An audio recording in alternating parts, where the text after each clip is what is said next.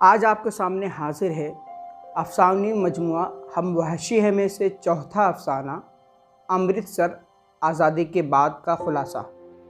तो आइए शुरू करते हैं। कहानी का आगाज़ 15 अगस्त 1947 को हिंदुस्तान आज़ाद हुआ, पाकिस्तान आज़ाद हुआ। कहानी का खुलासा।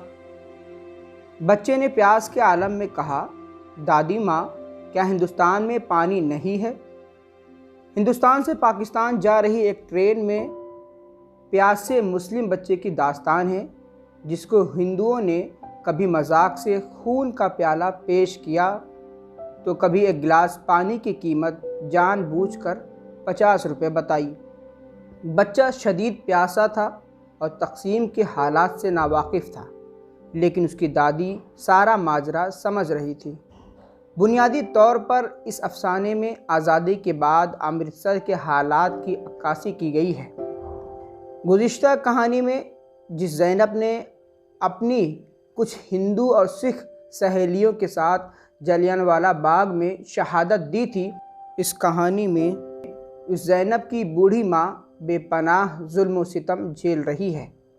ट्रेन में दंगाइयों ने इस बूढ़ी माँ और उसके नन्हे पोते को घेर लिया है।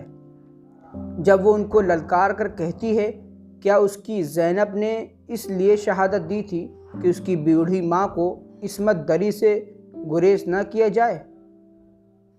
अमृतसर आज़ादी से पहले और अमृतसर आज़ादी के बाद दोनों अलग अलग कहानियाँ हैं, लेकिन जब तक इन दोनों कहानियों को एक साथ ना पढ़ा जाए उसका प्लाट समझ में नहीं आ सकता। वही अमृतसर जो कभी अमन व अमान और शांति का गहवारा था, तकसीम के बाद लाशों से पट गया था।